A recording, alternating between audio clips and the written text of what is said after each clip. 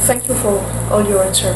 Sure. I was thinking, since we talked about sound and therapy, and in meditation you said you use mantra. What exactly is the practice of a mantra help in terms of sound? In terms of is it that the words have energy, or by if a word is pronounced, there's a frequency that vibrates inside? There are two things going on the principle of love light. So there's consciousness energy, which is love light. Words that are spoken have both a conceptual meaning, which is of the speaker's intention and of the receiver's interpretation. So any word we hear, any sound, any spoken word has a meaning and then has an energetic quality.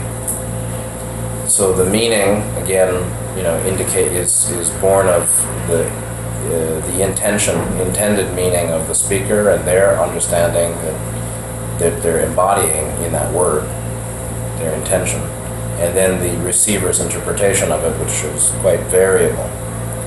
Then there's the vibratory quality of the sound.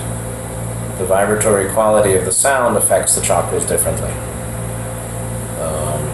Why we say he has a nice voice, she has a nice voice, or they have a very ugly voice, or I don't like their voice, or it's not nice to listen to them, is an effect of our reception of the vibratory qualities of the sound, which is separate than the meaning.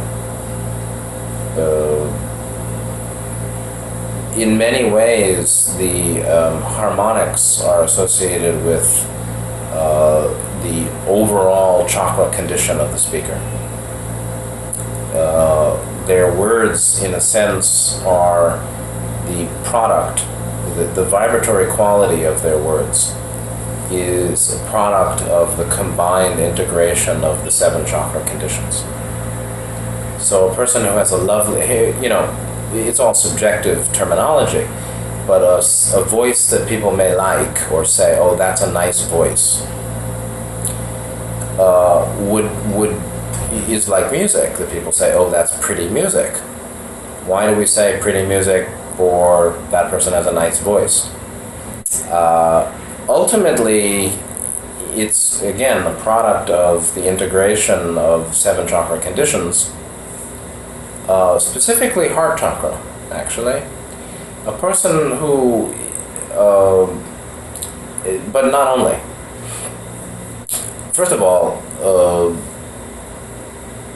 it's very subjective, There are ways of measuring these things, but there are people who are very negative, serves the self, like certain leaders, preachers, politicians, entertainment people, that others may say, oh, they have a nice voice. But that person is a committed liar, or a deceiver, and perhaps even cruel. But they have been able to modify their tonal qualities in speech so that most people would find it harmonious. Yeah, you mean training in communication or acting? Yeah, it's that kind of acting, right. So they can pretend to be a speaker of love and truth, while they're actually a speaker of deception and control, and even cruelty. But most people would imagine that they have a nice voice.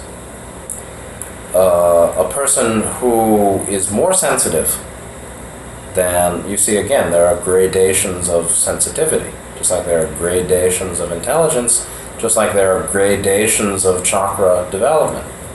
Gradations meaning different levels or phases in a developmental line, a developmental process from less to more.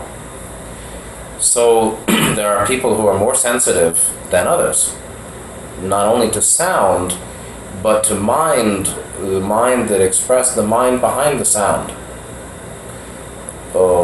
And the mind behind the face. The mind that manifests that face and the mind that manifests that sound may be quite different than how commonly the sound or the face is perceived or interpreted. So again, there are, celebrities that people consider beautiful. Oh, she's so beautiful. Meanwhile, that person may be, massively self-centered and selfish and insensitive, but they are able to mask the ugliness of their mind by qualities of speech or sound that are pleasing to most people.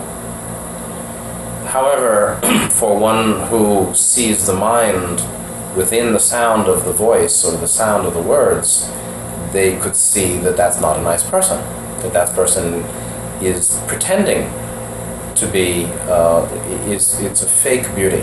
It's shallow surface beauty. It's not even beauty, it's actually a clever arrangement that would fool ordinary folks with lesser sensitivity. So, and that's where you'd have to actually consider the significance of what they're saying. You can say, oh, they have a lovely voice. Meanwhile, the person is a rank egotist and they're only talking about themselves. Or they're a shallow materialist and they're only talking about transient, basically unimportant, spiritually unimportant matters. Or they're involved in persuasion or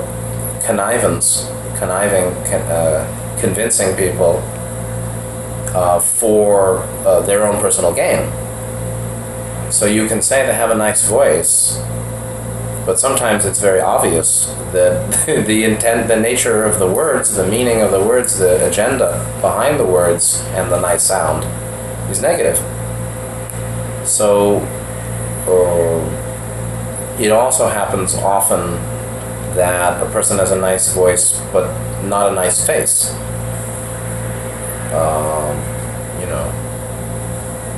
You can hear, for a man, you can hear a woman's voice and say, oh, she must be so pretty. Oh, what a lovely voice. When he meets her, he thinks, oh my God, you look like that? You're the one with that voice?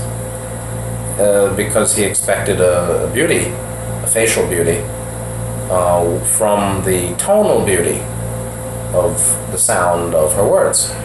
Now, in that case, there may be no fakery. The issue is that a beautiful face doesn't always go along with a beautiful voice, but a sincerely beautiful voice always goes with a beautiful heart. There's a difference, so people, there's a difference between pretty and beautiful for me. So I could say many women are pretty, but very few are beautiful. And that's because beauty is not skin deep. It's the manifestation of very significant heart chakra development. And very significant heart chakra development equals also generally some wisdom mind development. Meaning you won't have a very beautiful person who's really stupid. Normally, you can have a person who's quite unaware of a lot, but they really have a beautiful heart. And they're willing to learn.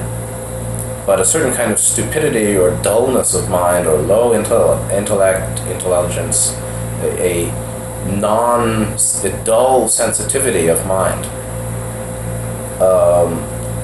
is not associated with beauty to me. It can be associated with very pretty or attractive or sexy, but not beauty. And the same thing with voice or sound of voice. A degree of intelligence can be determined by the tonal quality of somebody's voice. That you see, everything is available to those who see. You know, for the all-seeing eye, Buddha was called the all-around eye, the 360-degree eye, which has nothing to do with negative and Illuminati and all those silly people, because they don't see. They're not all-seeing at all. They think they're all-seeing is bullshit. They're not all-seeing. They don't see their soul. They don't see karma. They don't see past life. They don't see future. They don't see cosmic plan. They don't see unity.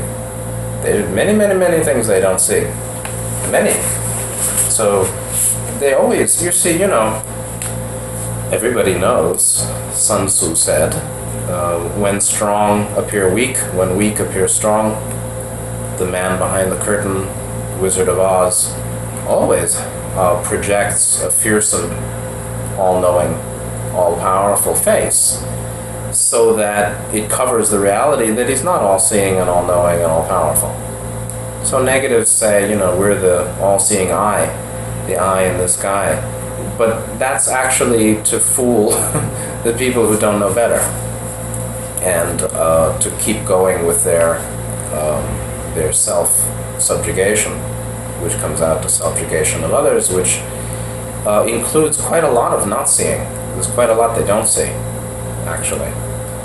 So, but for a positive entity, which is the only one who could truly see, like higher self, who's not blocked and not in control, not controlling, they can see the mind through the sound, and again, there is greater and lesser sensitivity. Therefore, there are people who know more than others. There are people whose view is correct when others are wrong, although everyone, you know, is free to have their opinion. However, if somebody says, oh, you know, there's a difference between saying, I think her voice is beautiful, to she has a beautiful voice. I think it's beautiful, I find it beautiful, is very different than it is beautiful. Or, I think this person is great, is different than this person is great. One case, there's an acknowledgement of the personal subjective interpretation. But what happens is everybody universalizes or generalizes their own personal interpretation of things. They think that person is great, but they don't know that it's just their interpretation, which may or may not be true, or may be partially right and partially wrong, based on limitations of their awareness. But then they say, that person is great.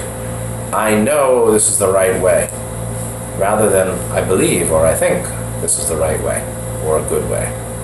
If you say, this is the right way for me, no problem. But if you say, this is the right way for all, that's normally by ignorance, and really isn't true, is a lie, is a falsehood, false belief, to think that there's one best way for everything, or that they know the absolute truth, because people don't acknowledge their ignorance, and they're caught by it thereby. So yes, tonal quality of voice reflects conditions of mind, which comes from chakra quality. Yet the person could be faking it, and there is harmony of voice that doesn't show high development of mind. Meaning, you can find two people who really have very pretty voices, or very nice to listen to, and most people would agree. 10 out of 10 people agree, 5 out of 10 people, or 2 out of 3 people agree. These two people have a lovely voice. Those two people who have a lovely voice that most people would think are at different levels of development. One has more wisdom than the other, or one is more developed in love than the other. And one may even be faking it, actually. It's only when there's very high development that you can see who's who and what's what. And again, two people can have a nice voice, and one is far more developed than the other. But a person who can see would know that.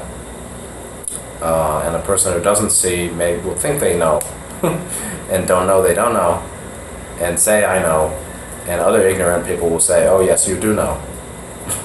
And the wise remain quiet. The wise stay quiet, because you really can't argue with people when they think that their interpretation is an absolute truth. They don't want to consider the possibility that it's subjective interpretation based on limited perception. They don't want to know that. So anyway, yeah, sure, the sound of voice reveals a lot. And the physical aspect of that is related to the resonating chamber of the body. The resonance of nose and throat and lung, vocal cords, diaphragm, viscera, the whole internal, like any great singer would know,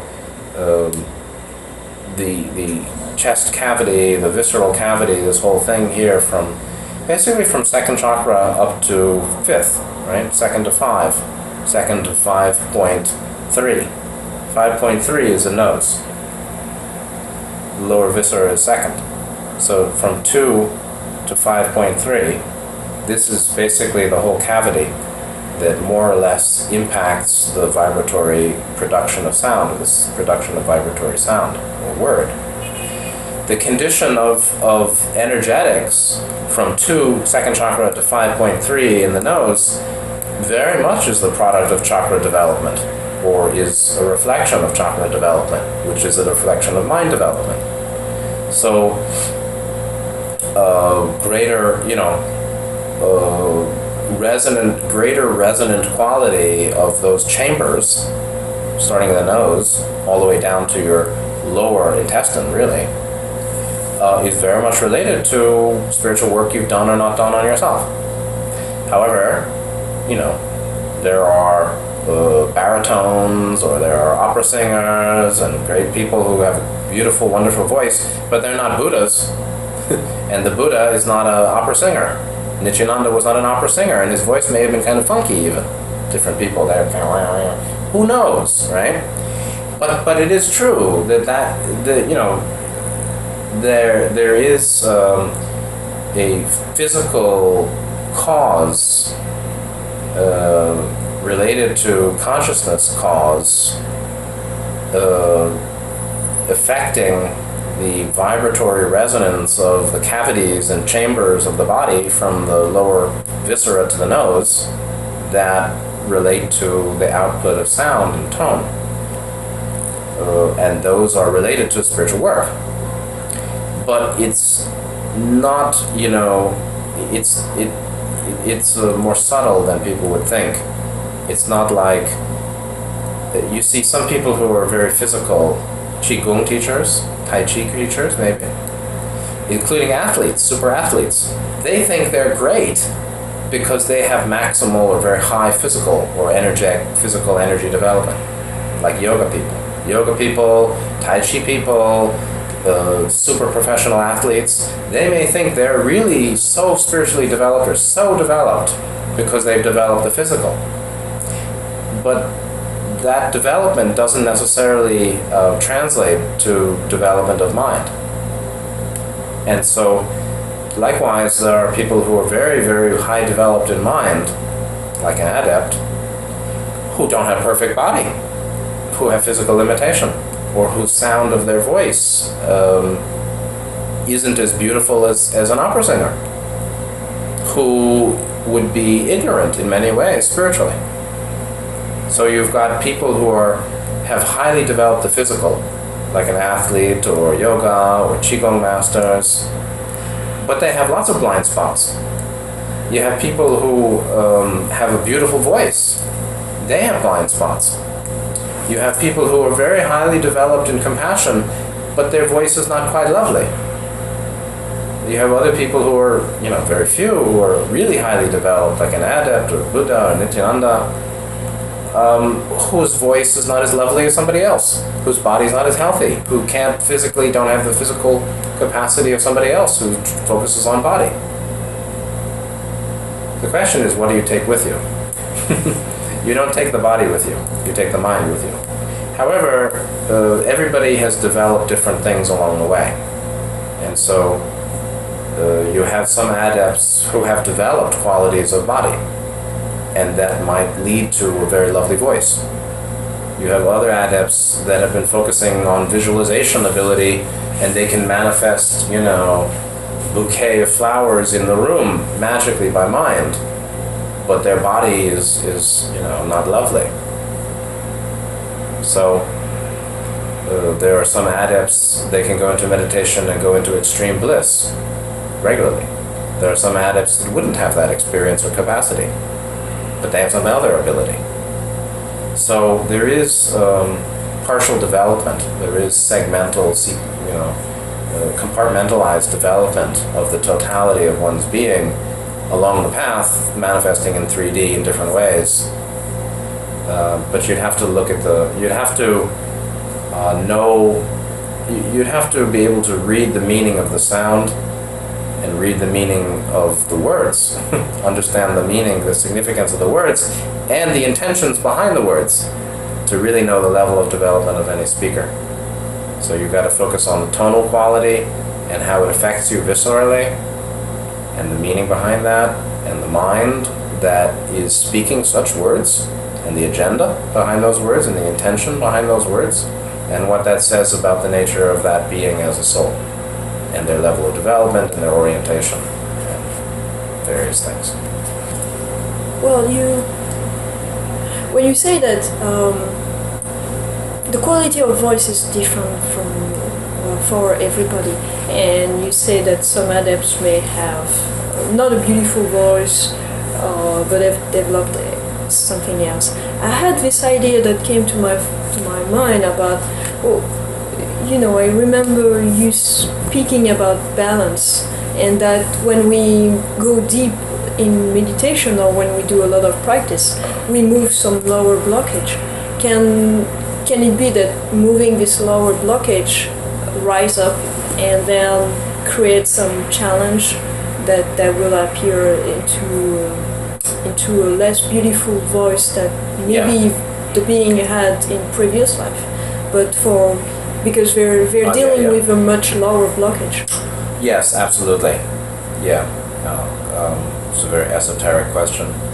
So yes, a person could be dealing with the current releasing, cathartic arising and experiencing of particular old blockages and heavy blockages that impacts their tonal qualities of their voice, that would appear that that's a person of less development, or a person who has certain obstructions and blockages or imbalances. But they're more temporary than you realize, right? It's a transient effect of the current intense experiencing of intense old blockage. Likewise, you can have people who are not liars and not negative and not tricking anybody, but their voice is nice. But they have many blockages that have not been dealt with yet. And this is a subset of a much deeper phenomenon, which is understanding current phenomenal display or the manifestation of a person in their current condition in the context of their overall soul development and progression. So you have some people who appear to be really in a mess. They're really a mess, like I can know about myself in certain periods of life. Really distorted, very painful mind, unhappy body, life disorientation or disconnection or disease or dysfunction or distress, all the words that start with D. In all those unpleasant D vibratory conditions of mind, and anybody from the outside will say, wow, that person's a real mess. But that's actually just a temporary phase that a very high soul could be going through. Like something, Maybe, hopefully. like something you talked to me about one day, the process of making ghee.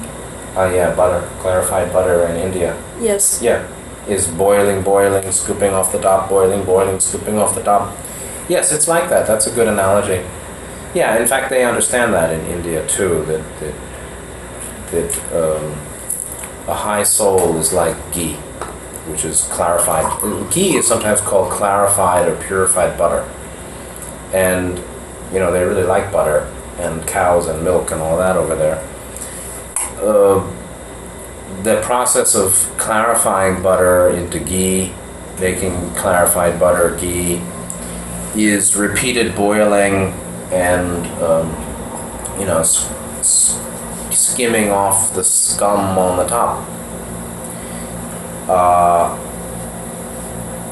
That's a good analogy for the phases of high distortion that are regular, periodic, on a multi-incarnational path of soul evolution.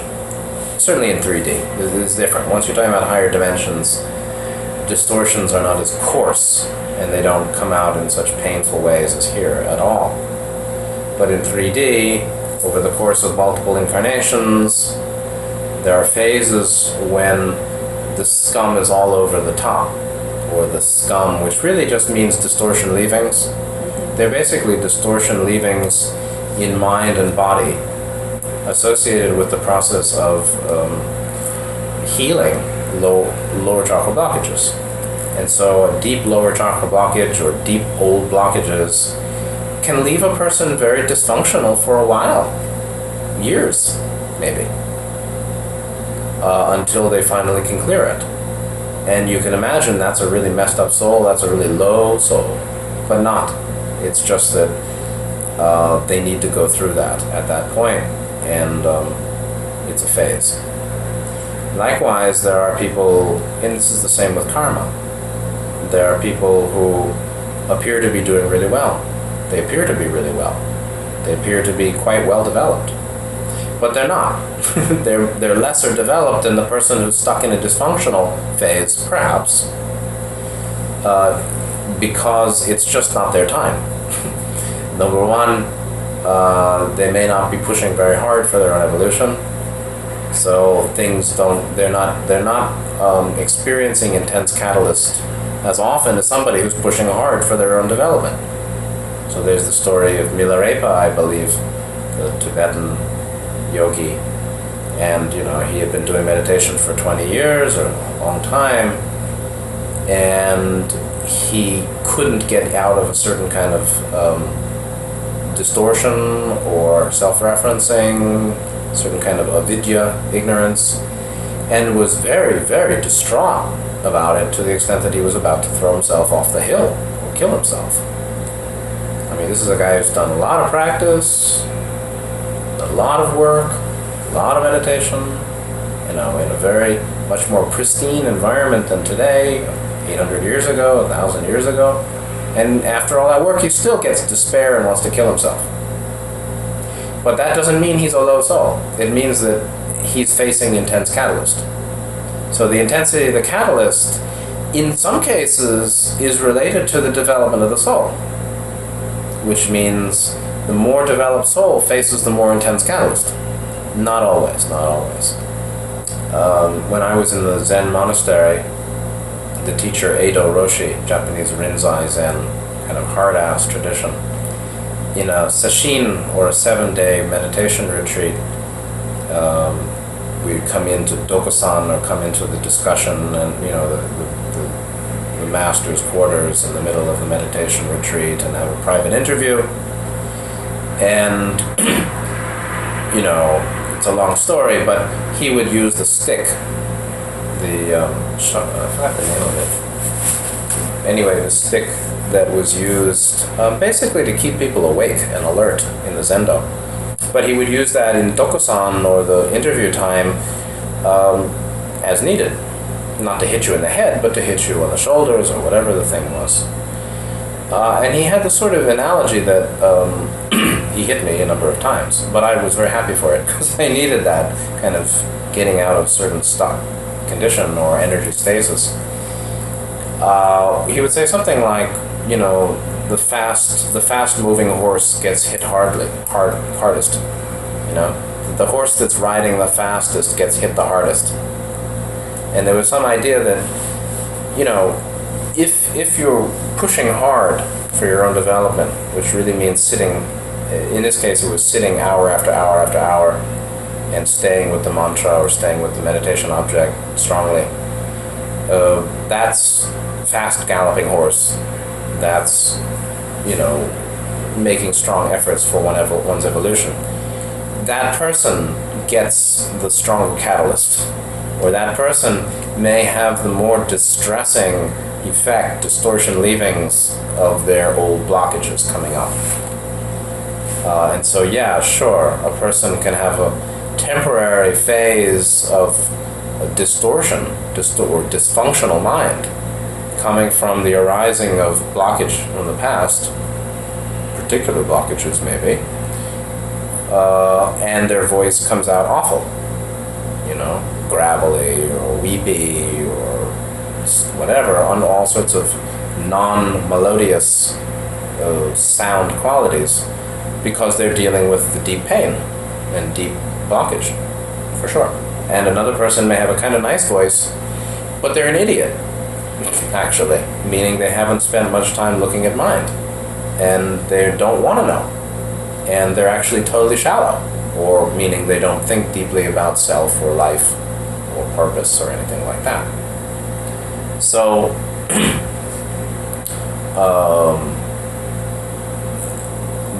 these things are very subtle. However, again, for those who have eyes to see, nothing is hidden. And so the person that a common person would say has a nice voice, who indeed is a person who hasn't done a lot of spiritual work, but they have a sort of pleasant voice or a pleasant face, same thing. The person has a nice face. Common people will say he has a nice face. They have a nice enough voice. People will say, oh, they have a nice voice. Oh, it's okay, fine, sure, nice. From the common perspective, is seen, the face is seen and the voice is heard as good, nice. A more developed knower would actually hear in the same sound and see in the same face a more accurate representation of the person's real level. Meaning, what an ordinary person who hasn't developed sensitivity may consider a nice voice, a person who's more sensitive or more aware may see or know as an uneducated voice, or an undeveloped voice, or a voice that's pleasant enough, but comes from a less developed mind. They can hear the less developed, the condition of lesser development of mind in the same voice that the untutored or undeveloped observer considers simply a nice voice. Same thing with a face. What an ordinary person may say is, oh, that's a pretty face, she has a pretty face. A person of more development may not have that view at all, because they're seeing other things in the face that that person doesn't see. Just like they're hearing in the voice that which the undeveloped or less trained, sensitized person hears in the voice. So what's seen in the face, what's heard in the voice, is very much limited by the development of the perceiver, of the observer. And what's commonly called a nice voice or a nice face, commonly, could be understood as a very undeveloped voice or a very undeveloped soul with that voice or with that face, that other people know nothing about, really, other than the surface or superficial qualities of sound or appearance or proportionality of the face. Yeah, it reminds me, somebody told me lately about, for example, somebody who's very good at playing music with one instrument and then has to change the instrument to go to a much more difficult instrument, but is still a musician. So he knows how to play music, but since he's changing to another instrument, things are much harder. And so when it starts in a very awkward way. So it could be the same thing. Well, it could be, but the thing is that there are different types of musicians. There are some musicians who can play 5 instruments, and there are some musicians who can play 1 or 2. A really great musician can play many, because they just have a facility with instruments and music. And the other person who's great with 1 doesn't have the same facility or ability as the one who is really a pure musician, and they can play music on many instruments, and they know what they're doing, and they can learn quickly. So there's a difference between musicians, you know. There's a person, you know, everything is very subtle and complicated. So you can have a person who's a great guitarist, but they really can't play any other instrument. You have another person who's not such a great guitarist, but they can play any instrument. So one is more of a pure musician, that they can play many instruments, but they're not totally proficient in any one of them. Another person is excellent and proficient in one, but in some sense they don't have the general musical ability that they can play many easily, like the other person. So there are all sorts of factors that come out in the voice. And you know, there's the short term and the long term, or there's the foreground and the background. And so in the foreground, you see the effect of faster moving cycles or phases of body and mind. In the background, you could see the slower moving development backdrop of the soul, right? So you can have a high soul that is temporarily very blocked, and it shows in the body and the face and the voice. And you can have a much lesser developed soul that isn't going through any hard catalyst and seems much better off in body and face and voice and mind, but they're not more evolved. But only somebody who could see beyond the appearance of the moment who could have some sense of that. So this is all about discernment, and that's another story. Yes, because to really see what things are, we would need to see all reincarnation, all life, to have a bigger view. Because one life, that one person that we see an appearance of now, but not the past life and the future. Yeah, absolutely. It seems to be only 5th density and above that can see multiple lives. Now, an adept, a 2nd or 3rd stage adept, maybe 3rd stage adept in Buddhism, non-returner, could perceive past lives and current and the soul development or development of the being. But again, that's a very high quality that only an adept or normally a higher dimensional being would have. But one can sense things too. Again, you know, the more one develops oneself, the more one can perceive others. So the limit of perception is the limit of self-transformation. Self-transformation is the determinant of quality of perception, or breadth and depth of perception. Basically depends on the condition of the 7 chakras, you know, which is the development of mind, body, spirit, or the degree to which a person has developed himself. That level, really, or condition of self-development puts the upper limit on the depth and breadth of perception, which is the basis of knowing, which is the basis of wisdom. So I was thinking, I read a book some time ago. It was a story about Jesus and the Essenian and how people were developing some adaptive. They were using some techniques, using sounds as a technique to help them, I think, focus or change their frequency. I was thinking when we talked about mantra, can some mantra and repeating it or saying it in a very specific way helps to vibrate inside the chest? Because personally I felt that while singing some kind of vibration inside. Can we use that for healing? Of course. I mean, mantras have two effects.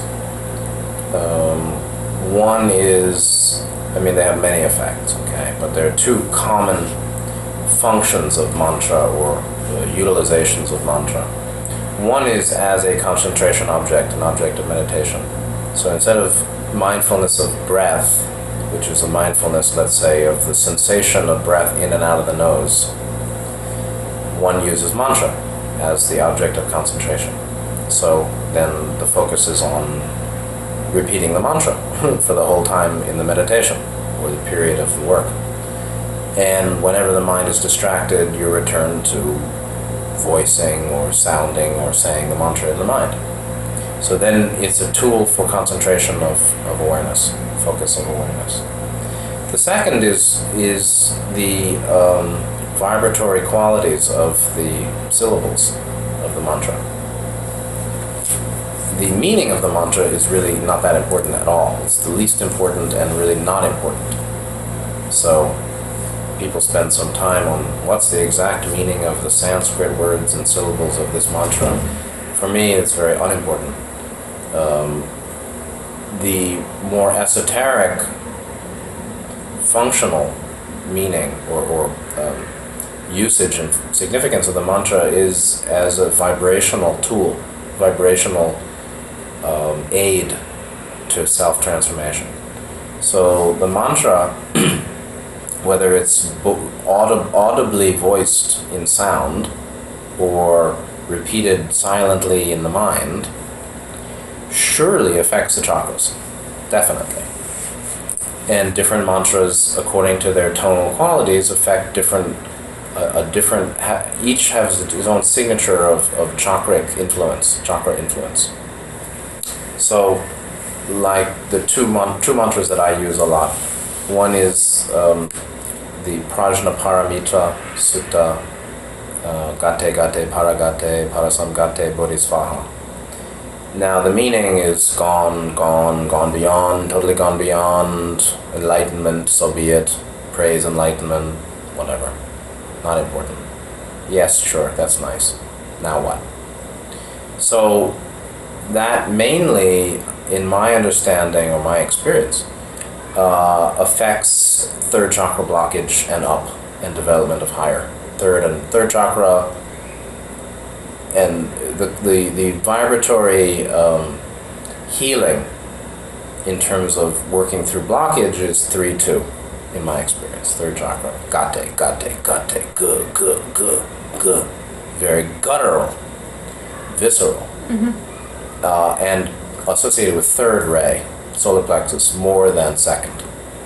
So 3-2. But it also has effects on 4-5-6. Para, gate, parasam, gate, bodhisvaha. So I consider that a hard line mantra, 1-3-5-7. But it's basically working from third chakra up. Om Mani Padme Hum, as Om Mani Padme Hum or Om Mani Padme Hum, Tibetan or Sanskrit, is much more 4-5-6-7. There's very little lower chakra activation in Om Mani Padme Hum. It's mainly 5-6-7 actually. Of course, it's based in 4, and it's related to 4 because there's a ah. The ah is associated with fourth ray. But the effects of Om Mani Padme Hum and the effects of the Gate Gate mantra are different. because of the vibratory qualities of the syllables. Their use as an object of concentration can be the same. You either focus on this one or you focus on that one. But different conditions of the meditator would be more would lead them to feel more suitable, or find one or the other more suitable, right? So, and they have different magical properties too. So. Okay. So. Any final question or summary? I have another, but comment about the sound? It will be big. Something short, I think. I'm not sure.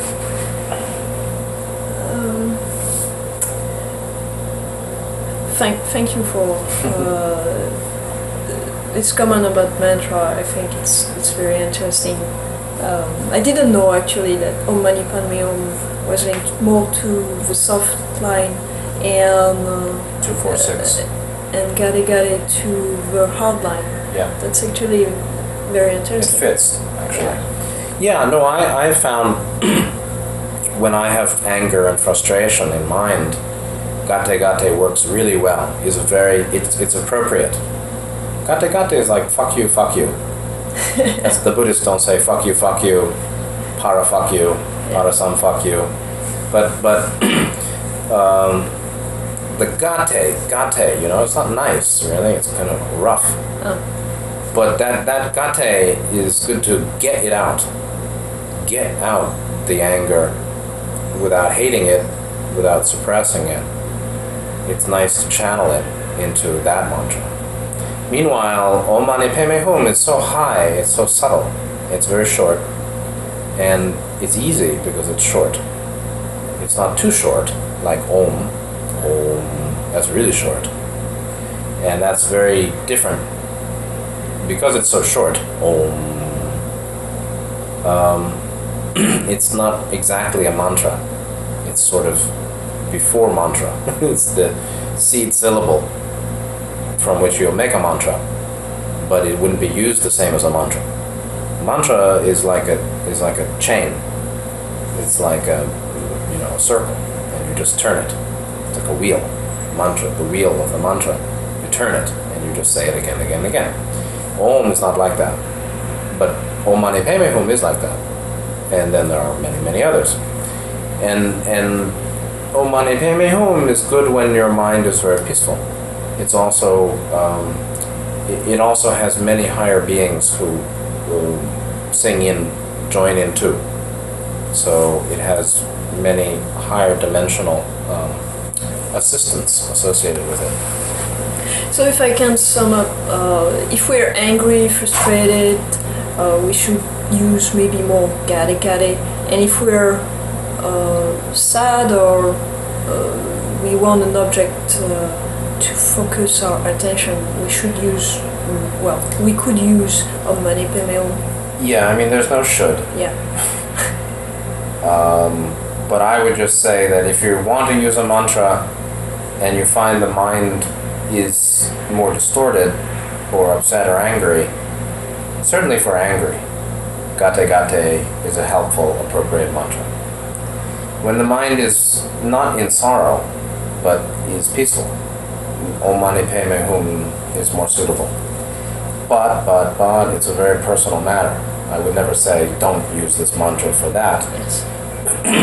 But, mantra like spiritual practice, like food, or like music, or anything, needs to be personally conformed, personally tailored. You need to make the mantra your own, make the food that fits your body your own, your diet, make your diet your own, meditation practices, or music you like, or daily schedule, or whatever. Make it your own way that suits you best. And so, surely, the vibratory qualities relate to conditions of mind. But everybody's got to choose what they want. I just find that Om Mani Padme Hum is so subtle that I don't hold it well when the mind is distorted. distorted in the way of some kind of emotional process. But it certainly is more appropriate for sorrow than anger. Anger, is hard and rough, and gate is kind of hard and rough, I think. And Om Mani Padme Hum is very delicate and subtle, and good for that. So it's the same thing with breath practice, When the mind is less stable or more distorted with emotional process or lots of thought, it's easier to label the breath 1 to 10. When the mind is more peaceful and concentrated, it's easier to do breath sensitivity or mindfulness of the sensation of the breath only. So you use what you need at the time. Then when the mind changes, what's used would change. If you wish. It doesn't have to be that way. There's no need to have many practices either. One can take one practice all the way if you know what you're doing. Okay, so in meditation and to help ourselves, we can use many things like sounds, like mantra, like colors. We can focus on colors. Many things. I drew, there was a time when I drew some mandalas for myself and used that as a meditation object. Colored mandalas, certain kind of colors, very simple. I drew that for myself and then used that as meditation. So yeah, absolutely. You gotta find what you like and find what works and do it as much as you want. But there are many tools available for the active artisan who wishes to create something beautiful and wonderful. So, well, thank you very much for all your advice and view about colors, vibration, and sound.